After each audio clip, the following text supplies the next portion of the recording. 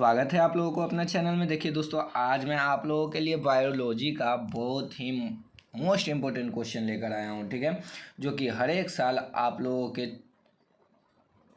के एग्ज़ाम में 10 से 12 नंबर पूछे जाते हैं और इस साल भी आपको जो है 10 से 15 नंबर पूछे जाएंगे, ठीक है प्यारे भाइयों।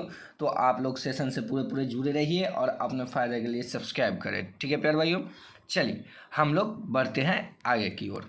चलिए तो देखिए, हमारा 1 नंबर क्वेश्चन है कि भ्रूण कोश की सेंट्रल कोशिका है। तब भ्रूण कोश की सेंट्रल कोशिका जो होता है द्वितीयक केंद्रक होता है, ठीक है। क्या होता है? द्वितीयक केंद्रक होता है। और उसके बाद का सेकेंड क्वेश्चन कहता है कि बीज चोल खाया जाता है। तो बीज चोल जो है किसका खाया जाता है प्यारे भाइयों? शरीफा का, कि सेब का, कि नारंगी का, कि इनमें से सभी का। तो प्यारे भाइयों, बीज चोल हम लोग जिसका खाते हैं ना, वो फल शरीफा है, ठीक है। क्या है वो फल? क्या है? शरीफा है, ठीक है। तो हम लोग याद रखेंगे option A is the correct answer, ठीक है। कौन सा आंसर हो जाएगा हमारा? ऑप्शन ए हो जाएगा। तो हम लोग को याद रखना है। चलिए उसके बाद नेक्स्ट क्वेश्चन देखेंगे हम लोग 3 नंबर। और 3 नंबर क्वेश्चन हम लोग से कह रहा है, क्या कह रहा है कि उभयलिंगी प्राणी है।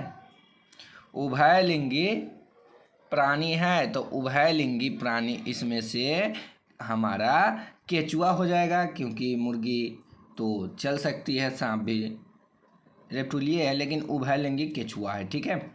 क्या हो जाएगा?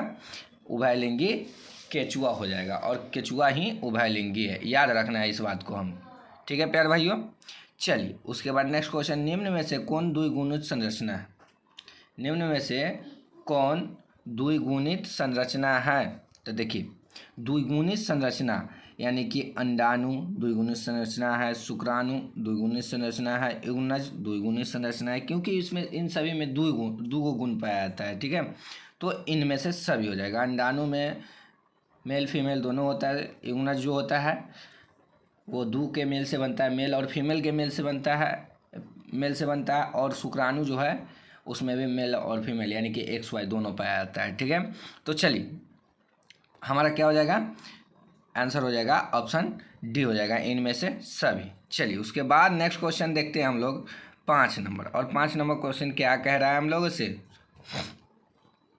मानव रुधिर O वर्ग में, ठीक है, मानव रुधिर O वर्ग में एंटीजन उपस्थित होते हैं कि एंटीबॉडी अनुपस्थित होते हैं, कि एंटीजन उपस्थित होते हैं? एंटीजन अनुपस्थित होते हैं, ठीक है। उसके बाद ऑप्शन डी में कह रहा है कि एंटीबॉडी ए उपस्थित रहते हैं, ठीक है। तो इसमें जो हमारा प्यारे भाइयों सटीक आंसर हो जाएगा वो हो जाएगा ऑप्शन ए, ठीक है। एंटीजन अनुपस्थित रहते हैं, ठीक है, एंटीजन अनुपस्थित रहते हैं। उसके बाद नेक्स्ट क्वेश्चन देखिएगा। अगला क्वेश्चन कह रहा है कि क्लोरेला निम्न में से क्या है? क्लोरेला जो है निम्न में से क्या है? तो क्लोरेला क्या है? जीवाणु है, कि प्रोटोजुआ है, कि सवाल है, कि एकल कोशिका प्रोटीन है? तो क्लोरेला जो है ये एक सवाल है, ठीक है। क्लोरेला क्या है? तो ये एक सवाल है, इसलिए हमारा आंसर जो हो जाएगा ऑप्शन बी हो जाएगा। चलिए सभी लोगों का बहुत बढ़िया। चलिए एकदम जुड़े रहिए पूरा सेशन से। चलिए देखिए, क्राइजीन बाल कृमि से किस फसल को बचाता है?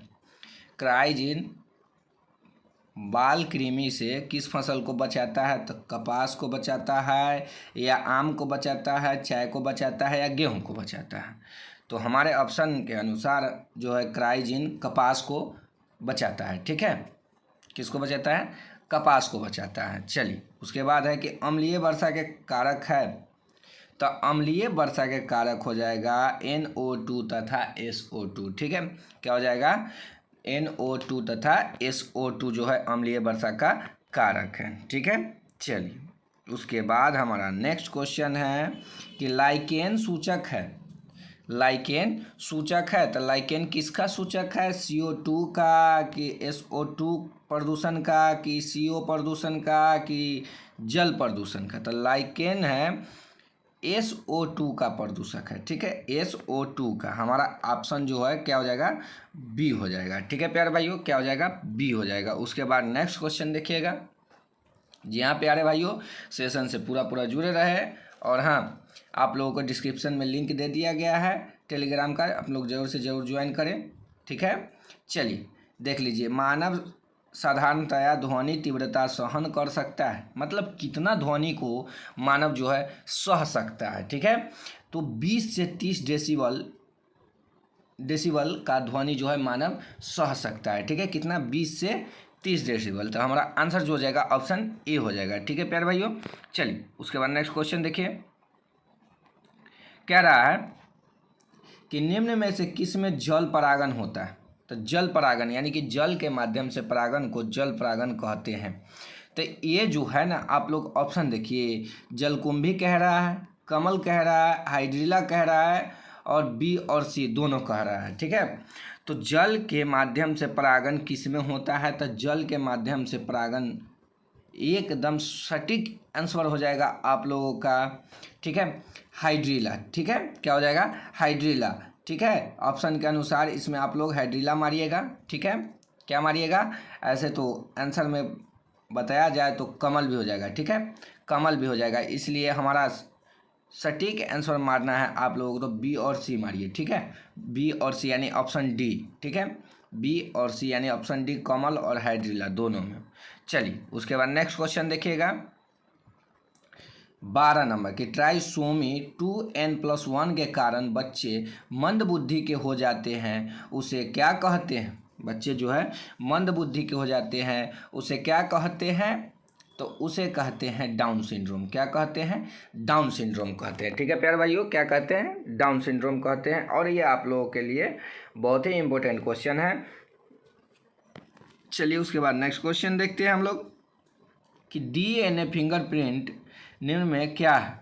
डीएनए फिंगरप्रिंट जो है निम्न में क्या है? तो इस बात को हमें याद रखना है कि डीएनए फिंगरप्रिंट जो है हम लोगों का जो है ना, एकदम जान लीजिए, डीएनए टाइपिंग है और डीएनए प्रोफाइलिंग है। ठीक है, तो डीएनए टाइपिंग और डीएनए प्रोफाइलिंग। ठीक है, प्रोफाइलिंग मतलब आधार कार्ड के माध्यम से जो फिंगरप्रिंट हम लोगों का लिया जाता है उसे भी डीएनए प्रतिक्रिया ही कहते हैं, उसको जो है प्रोफाइलिंग ही कहा जाएगा, क्योंकि आधार नंबर डीएनए से पता चल जाएगा कि आधार कार्ड कहाँ के, कौन किसका है। ठीक है, और डीएनए टाइपिंग का मतलब डीएनए का प्रकार।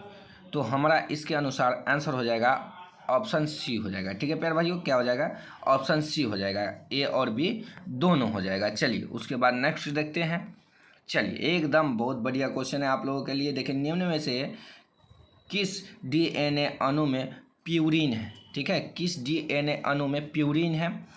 ठीक है, तो ए तथा सी में है कि सी तथा टी में है कि ए तथा जी में है कि इनमें से किसी में नहीं है? ठीक है, तो प्यूरिन जो पाया जाता है जिस डीएनए में, उसका नाम है क्या है? तो ए तथा जी है। ठीक है, ए तथा जी में प्यूरिन पाया जाता है। ठीक है, ए तथा जी डीएनए में क्या पाया जाता है? तो प्यूरिन पाया जाता है। चलिए उसके बाद है कि एड्स बीमारी में एचआईवी किस कोशिका को नष्ट करता है?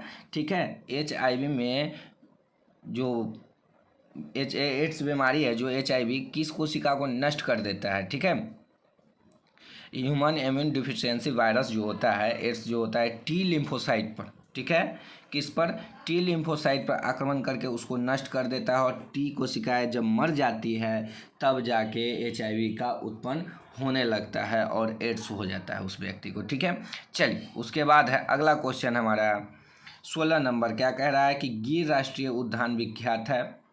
तो गिर राष्ट्रीय उद्यान किसके नाम से प्रसिद्ध है प्यारे भाइयों? तो देखिए, हिरन के नाम से, कि सिंह के नाम से, कि चीता के नाम से, कि पक्षी के नाम से? तो ये जो है गिर राष्ट्रीय उद्यान जो है आप लोगों का सिंह के नाम से प्रसिद्ध है। ठीक है, किसके नाम से? सिंह के नाम से प्रसिद्ध है। ठीक है, तो सिंह के लिए मारिएगा ऑप्शन। ठीक है, चलिए उसके बाद अगला क्वेश्चन कह रहा है, ठीक है प्यारे भाइयों, कह रहा है कि न्यूक्लिक अम्ल के नाइट्रोजिनस बेस के बीच कौन सा बंधन रहता है? ठीक है, कौन सा बंधन रहता है? तो ये जो है हाइड्रोजन बंधन के साथ जुड़ा रहता है। न्यूक्लिक अम्ल जो नाइट्रोजिनस बेस से जुड़ल रहता है, ये हाइड्रोजन बंधन से जुड़ल रहता है। ठीक है, option D is the correct answer हो जाएगा। उसके बाद 18 नंबर क्वेश्चन है, क्या कह रहा है कि 18 नंबर क्वेश्चन कह रहा है हम लोग, कैंसर किस कारण से होता है? ठीक है, कैंसर किस कारण से होता है? तो जान लीजिए कि कैंसर जो होता है ना, वो जीवाणु द्वारा नहीं होता है, ऑन्कोजीनस के द्वारा होता है। ठीक है, ऑन्कोजीनस के द्वारा होता है, क्योंकि ऑन्कोजीन जो है, ऑन्कोजीन को चोट वोट लगने की वजह से मृत्यु हो जाती है।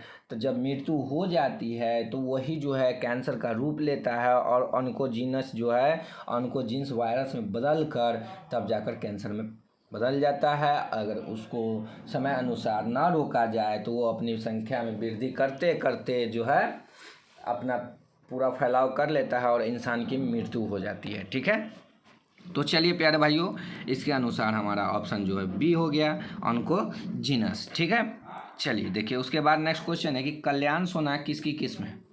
ठीक है, कल्याण सोना किसकी किस्म है। तो कल्याण सोना बताइए आप लोग, गेहूं की प्रोन्नत किस्म है कि सोना है कि ए और बी दोनों, या इनमें से कोई नहीं।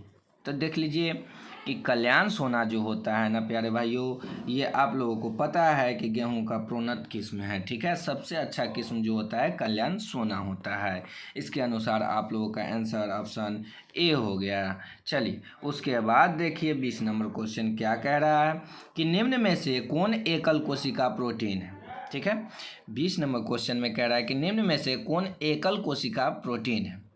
तो आप लोग देखिएगा, एकल कोशिका प्रोटीन में कह रहा है कि स्पाइरुलिना, ठीक है, क्लोरेला, सिनेडेस्मस। ठीक है, तो आप लोगों का जो हो गया ये सभी एकल कोशिका प्रोटीन है। ठीक है, ये सभी जो है एकल कोशिका प्रोटीन है, इसलिए हमारा आंसर जो हो जाएगा इनमें से सभी, यानी ऑप्शन डी हो जाएगा। ठीक है प्यारे भाइयों, चलिए उसके बाद देखिए कि अगला क्वेश्चन कह रहा है कि किससे कृत्रिम बीज का निर्माण किया जाता है। ठीक है, किससे कृत्रिम बीज का निर्माण किया जाता है प्यारे भाइयों। तो आप लोगों का हो जाएगा कायिक भ्रूण द्वारा जो है कृत्रिम बीज का निर्माण किया जाता है। ठीक है, कायिक भ्रूण द्वारा कृत्रिम बीज का निर्माण किया जाता है। ठीक है, इसलिए हमारा आंसर ऑप्शन ए करेक्ट हो जाएगा। ठीक है, चलिए उसके बाद हमारा क्वेश्चन है 22 नंबर। अब कह रहा है 22 नंबर कि बीडीएनए के एक पूर्ण घुमाव में नाइट्रोजिनस बेस के कितने पेयर्स होते हैं। बीडीएनए के एक पूर्ण घुमाव में नाइट्रोजिनस बेस के कितने पेयर्स होते हैं। तो 5 होते हैं, या 10 होते हैं, 15 होते हैं, या 20 होते हैं। तो बी कहे तो 10 मारिए आप लोग। ठीक है, बी कहे तो कितना मारिएगा, 10 मारिएगा। बिल्कुल बेफिक्र हो के ऑप्शन बी मारिएगा। ठीक है, 10 हो जाएगा हमारा आंसर। चलिए उसके बाद आगे की ओर आप लोगों को नेक्स्ट क्वेश्चन में ले चलते हैं, और देखिएगा आप लोगों को बता दिया जाएगा कि इसका पीडीएफ कहाँ पे मिलेगा। ठीक है, तो देखिए हमारा क्वेश्चन है कि निम्न में से कौन, ठीक है, निम्न में से कौन विषाणु जनित रोग है। तो विषाणु जनित कहने का मतलब विषाणु से होने वाला रोग कौन सा है। तो देख लीजिए यहाँ पर ऑप्शन के अनुसार दे दिया गया है कि फ्लू है, या एड्स है, या पोलियो है, या इनमें से सभी है।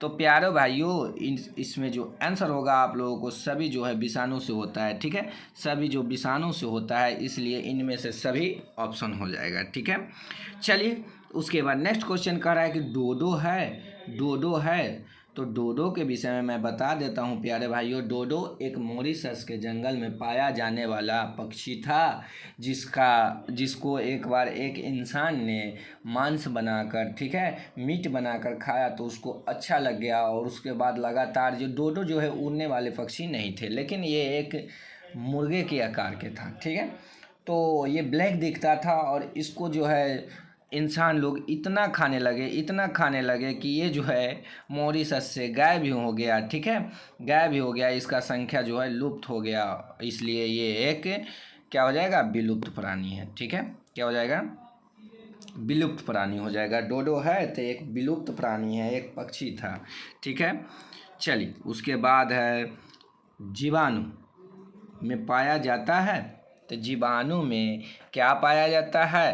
तो प्यारे भाइयों जीवाणु में प्लाज्मिड डीएनए, आरएनए, यानी कि ऑप्शन सी हो जाएगा इनमें से दोनों। ठीक है, ए और बी दोनों हो जाएगा। ठीक है, तो जीवाणु जो है डीएनए और आरएनए दोनों के मेल से बनते हैं। ठीक है, चलिए उसके बाद नेक्स्ट क्वेश्चन कह रहा है कि द्विसंकर क्रॉस का फिनोटाइप अनुपात क्या है।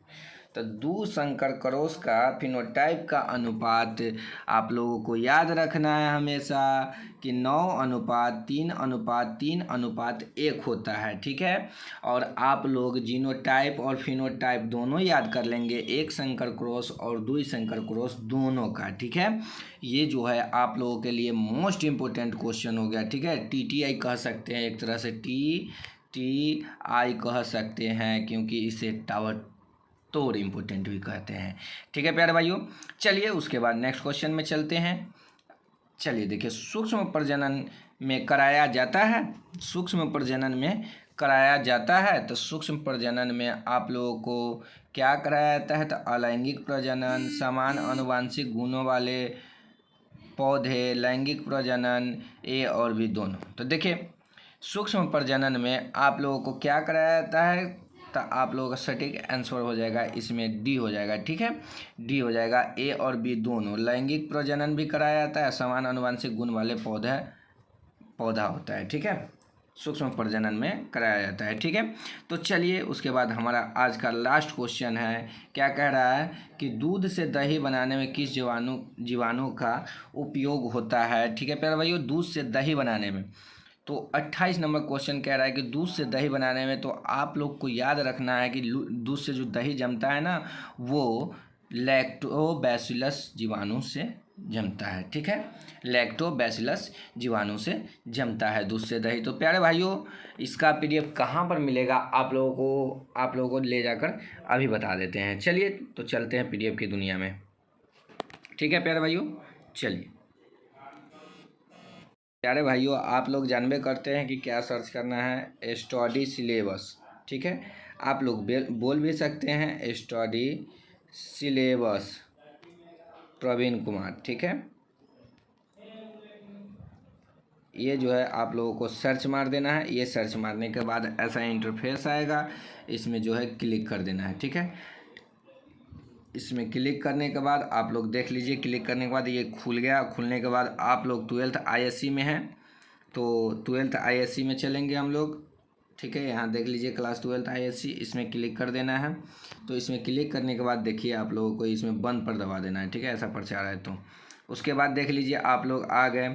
आप लोगों को बायोलॉजी का चाहिए PDF, तो आप लोग बायो में क्लिक कर लीजिए। ठीक है, केमिस्ट्री का चाहिए, केमिस्ट्री में क्लिक कर लीजिए। फिजिक्स चाहिए तो फिजिक्स में क्लिक कर लीजिए। मैथ, इंग्लिश, हिंदी, जो भी सब्जेक्ट का आप लोगों को PDF चाहिए वो यहाँ पर क्लिक कर सकते हैं। अगर आप लोगों को न्यूज़ चाहिए तो ज़रूर से ज़रूर न्यू अपडेट में जाकर न्यूज़ देख सकते हैं। किसी भी प्रकार का न्यूज़ जो है BSc से अपडेट आप लोगों को दिया जाता है। ठीक है, और उसके बाद देख लीजिए यहाँ पर बायोलॉजी का चैप्टर 5 का वंशागति और जैव विविधता का दे दिया गया है। ठीक है, उसके बाद यहाँ 6 का है वंशागति का आणविक आधार, ये सभी आप लोगों को दे दिया गया है। तो आप लोग ज़रूर से ज़रूर डाउनलोड करें। ठीक है प्यारे भाइयों, तो इतना ही के साथ आप लोगों से मिलते हैं नेक्स्ट सेशन में। जय हिंद, जय भारत।